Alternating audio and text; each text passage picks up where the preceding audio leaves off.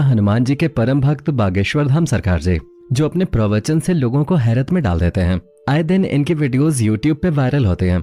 कभी ये लोगों के झूठ को सामने लाते हैं तो कभी उनके अंदर समाये हुए भूतों को भगाते हुए नजर आते हैं। हर कोई इनके चमत्कार को देखकर हैरान है और अब तो मनोज तिवारी से लेकर अमिताभ बच्चन, यहाँ तक कि नरेंद्र मोदी जी भी इनके फैन हैं। और तो और कहा जाता है कि बागेश्वर सरकार का एक अदृश्य सेनापति है जो भूतों को भगाने में इनकी मदद करता है। तो क्या है बागेश्वर सरकार की पूरी सच्चाई, चलिए जानते हैं। दोस्तों, हमारे देश में कई सारे साधु महात्मा और बाबा आए और गए। कई सारे लोगों ने उनके आश्रम और धाम पर माथे टेके। यहाँ तक कि बड़े बड़े फिल्मी सितारों ने भी कई बाबाओं के दरबार में हाजिरी दी है। लेकिन इस समय जो प्रसिद्धि बागेश्वर महाराज जी को मिल रही है वो आज तक कभी किसी को नहीं मिले। लंबे बालों वाले, माथे पर चंदन और अक्सर सिर पे पगड़ी बांधे नजर आने वाले बागेश्वर धाम सरकार की बात ही कुछ और है।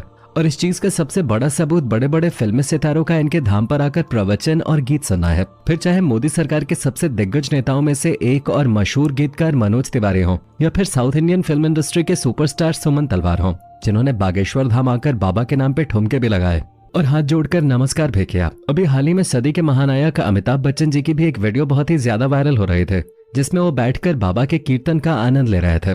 पर दोस्तों, ये सब कुछ एक रात का चमत्कार नहीं है, बल्कि इसके पीछे एक ऐसे बच्चे की कहानी छुपी हुई है जिसके संघर्षों के बारे में जानकर आपके भी होश उड़ जाएंगे। क्योंकि सोशल मीडिया पे एक बार अगर कोई वायरल हो जाता है तो उसकी जिंदगी बदल जाती है। लेकिन बागेश्वर धाम सरकार तो हर हफ्ते वायरल होते हैं। उनकी वीडियोस ट्रेंडिंग पे जाते हैं और लोग अपना सारा काम धाम छोड़कर इनकी बातें सुनते रहते हैं। हजारों की संख्या में लोग अपनी मनोकामनाओं को पूरा करवाने और अपनी तकलीफों को दूर भगाने के लिए बागेश्वर धाम दर्शन के लिए पहुंच जाते हैं। और ये सब कुछ मुमकिन हो पाया है बागेश्वर धाम जी के चमत्कारों की वजह से। कहा जाता है कि स्वयं हनुमान जी की कृपा बागेश्वर बाबा के ऊपर बनी हुई है और उन्हीं की असीम शक्तियां हैं, जिनकी सहायता से बागेश्वर धाम सरकार किसी के भी मन की बात को जान लेते हैं और उसके बताने से पहले ही कागज पे उसकी समस्याएं लिख देते हैं, जिसके कई सारे प्रमाण अपने वीडियोस के जरिए देखे होंगे। स्टेज पर आकर जब कोई अपनी परेशानी बताता है तो बागेश्वर सरकार उसे पहले से ही लिखे हुए पन्ने को पढ़ने के लिए कहते हैं, जिसे देखकर भक्तगण पूरी तरह से आश्चर्यचकित रह जाते हैं। क्योंकि जो दुख और परेशानियां उन्होंने बाबा को अभी बताई भी नहीं थी, उनके बारे में बाबा पहले से ही पन्ने में लिख चुके थे। जिसके बाद बाबा सभी के सामने परेशानियों का हल बताते हैं और ये विश्वास दिलाते हैं कि भक्तों की परेशानी दूर हो जाएगी। लेकिन बागेश्वर धाम काफी सख्त मिजाज के भी हैं, क्योंकि अगर कोई इनके सामने झूठ बोलता है या फिर गलत नियत के साथ अपनी इच्छाएं लेके पहुंच जाता है तो ये उसकी पोल खोलने में भी कोई कसर नहीं छोड़ता। और आजकल तो बागेश्वर सरकार भूत प्रेतों को भगाने में एक्सपर्ट बन गए हैं। इनके दरबार पे अलग अलग तरह की हरकतें करने वाले लोग इकट्ठा होते हैं और बाबा उन सभी के भूतों को चुटकियों में भगा देते हैं, क्योंकि इनके ऊपर हनुमान जी की असीम कृपा है। वो कहते हैं ना कि भूत पिचाश निकट नहीं आवे, महावीर जब नाम सुनावे। और महावीर से याद आया, जो लोग हनुमान जी के परम भक्त हैं वो कमेंट बॉक्स में जय श्री राम लिखना न भूलें। हनुमान जी के परम भक्त बागेश्वर सरकार जी का असली नाम पंडित धीरेन्द्र कृष्ण शास्त्री है, लेकिन लोग इन्हें बागेश्वर धाम वाले महाराज या फिर बागेश्वर सरकार के तौर पे जानते हैं। पंडित धीरेन्द्र कृष्ण शास्त्री का जन्म 4 जुलाई 1996 को मध्य प्रदेश के छतरपुर जिले में छोटे से गांव गढ़ा में हुआ था।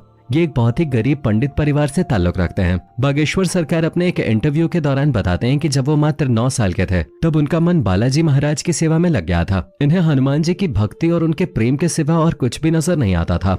बागेश्वर महाराज का कहना है कि हनुमान जी की भक्ति और उनकी कड़ी साधना का ही परिणाम है कि उन्हें ऐसी सिद्धियां प्राप्त हुई हैं जिनकी वजह से वो लोगों की सहायता कर पाते हैं। असल में धीरेन्द्र शास्त्री ने अपनी शुरुआती शिक्षा अपने दादाजी के साथ रहकर प्राप्त की। कहा जाता है कि इनके दादाजी भी अपने समय के बहुत बड़े विद्वान शास्त्री हुआ करते थे और उन्हें भी दिव्य शक्तियां प्राप्त थीं।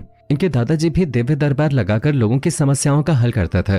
तभी से धीरेन्द्र शास्त्री ने अपने दादाजी को अपना गुरु मान लिया और उनसे ही सारी चीजें सीखने लगे। दादाजी के साथ रह के ही इन्होंने रामायण और गीता जैसे धार्मिक ग्रंथों का अध्ययन किया। लेकिन अगर प्रारंभिक शिक्षा की बात की जाए तो बागेश्वर सरकार ने अपने गांव से ही 8वीं की पढ़ाई पूरी की और फिर उसके बाद अपनी आगे की पढ़ाई करने के लिए इन्हें गांव से करीब 6 किलोमीटर दूर जाना पड़ता था, क्योंकि गांव में हाई स्कूल नहीं था और केवल 8वीं तक की पढ़ाई की सुविधा थी। इसी तरह घर से चलकर इन्होंने स्कूल तक का सफर तय किया और अपनी 12वीं की परीक्षा दी। 12वीं करने के बाद धीरेन्द्र शास्त्री ने बैचलर ऑफ आर्ट्स में अपना ग्रेजुएशन भी पूरा किया। यानी कि हनुमान जी की असीम कृपा के साथ साथ बागेश्वर सरकार के पास डिग्रियां भी हैं। परंतु अपने ग्रेजुएशन के दिनों से ही धीरेन्द्र कृष्ण अपने दादाजी की तरह बालाजी महाराज की सेवा करने में लग गए थे। इनके घर के पास बालाजी यानी कि महाबली हनुमान जी का एक बहुत पुराना मंदिर हुआ करता है, जहाँ पहले इनके दादाजी दरबार लगाया करते थे। लेकिन उनके मृत्यु के बाद दरबार कई सालों तक खाली रहने लगा। फिर भी धीरेन्द्र कृष्ण शास्त्री ने हनुमान जी की सेवा करनी नहीं छोड़ी और वो लगातार बालाजी के नाम का ध्यान करने लगे। लंबे समय तक ध्यान में लीन रहने के बाद धीरेन्द्र कृष्ण शास्त्री के ऊपर बालाजी और उनके स्वर्गीय दादाजी ने अपनी कृपा दिखाई और अचानक से ही उन्हें असीम शक्तियों का एहसास होने लगा।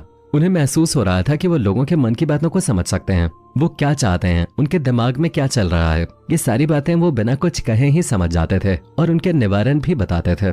अपनी इन शक्तियों का इस्तेमाल करके धीरेन्द्र शास्त्री ने लोगों के कष्टों को दूर करना शुरू कर दिया। लोग जब इनके पास अपनी समस्या लेकर आते तो ये पहले से ही उनके मन की बात समझकर उन्हें समस्या का समाधान बता देते थे।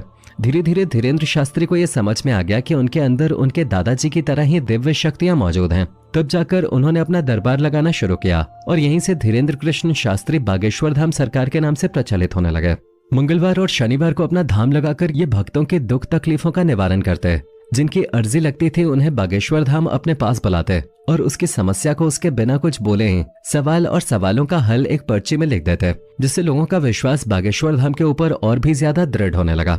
आप ये जानकर हैरान रह जाएंगे कि बागेश्वर धाम सरकार ने केवल भारत ही नहीं बल्कि पूरी दुनिया में अपने दरबार लगाए हैं और लाखों की भीड़ को इकट्ठा करके उनकी मदद कर चुके हैं। कुछ लोग तो इन्हें साक्षात भगवान समझते हैं, हालांकि कुछ महिलाएं ऐसी भी हैं जो बागेश्वर धाम की खूबसूरती को देखकर उनके ऊपर अपना दिल हार बैठते हैं और उनकी बातें सुनने और उन्हें एक नजर देखने के लिए उनके धाम पहुंच जाते हैं। पर अपने सख्त मिजाज के लिए मशहूर बागेश्वर धाम का ध्यान इस तरह की चीजों पे बिल्कुल भी नहीं लगता।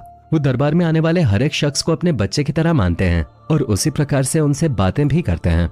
वैसे दोस्तों, हमारे देश में जहां बाबाओं और तांत्रिकों की छवि इतनी ज्यादा खराब हो गई है, जिनमें से आधे से ज्यादा तो जेल की हवा खा रहे हैं। जैसे ही किसी बाबा के ऊपर विश्वास होता है, उसके काले कारनामों का चट्टा खुलने लगता है और लोग इन चीजों के ऊपर विश्वास करने से घबराने लगे हैं। इस माहौल में अगर कोई 26 वर्षीय शख्स अपनी दिव्य शक्तियों से लोगों को हैरान कर दे तो दुनिया के मन में सवाल तो उठेंगे और इन्हीं सवालों का जवाब ढूंढने के लिए कई सारे मीडिया कर्मी भी बाबा के दरबार में चोरी चुपके जा चुके हैं ताकि बागेश्वर धाम की सच्चाई जान सकें। पर इतने सारे स्टिंग ऑपरेशन करने के बावजूद भी कोई ये समझ नहीं पाया कि आखिर बागेश्वर सरकार लोगों के मन की बात को कहते हैं, क्योंकि कई सारे नए लोग जो दरबार में आए होते हैं उनकी अर्जी लग जाती है और जब वो बाबा के सामने जाते हैं तो उनके मन की सारी बातें बाबा पहले ही लिख चुके होते हैं। इस तरह की चीजें देखकर मीडिया कर्मी भी हक्के बक्के रह गए और लगातार बागेश्वर बाबा को लेकर जांच पड़ताल कर रहे हैं, लेकिन अभी तक उन्हें कोई भी ऐसी चीज प्राप्त नहीं हुई है जिसे लेकर वो बागेश्वर धाम सरकार के ऊपर किसी तरह का आरोप लगा सकें। शायद इसीलिए बड़े बड़े नेता और अभिनेता बागेश्वर धाम के ऊपर विश्वास करने लगे हैं। वैसे दोस्तों, इनके बारे में एक बात बहुत ही ज्यादा प्रचलित है। कहा जाता है कि इनका एक सेनापति भी है जो किसी को दिखाई नहीं देता। वो सेनापति बागेश्वर धाम सरकार को लोगों के भूत को भगाने में मदद करता है। लोगों का इनके ऊपर विश्वास है, तभी तो लोग इनके दरबार में जाकर सच्चे मन से ईश्वर का नाम लेते हैं। आज के लिए बस इतना ही। उम्मीद है आपको वीडियो पसंद आई होगी। अगर हाँ तो चैनल को फटाफट सब्सक्राइब जरूर कर लें।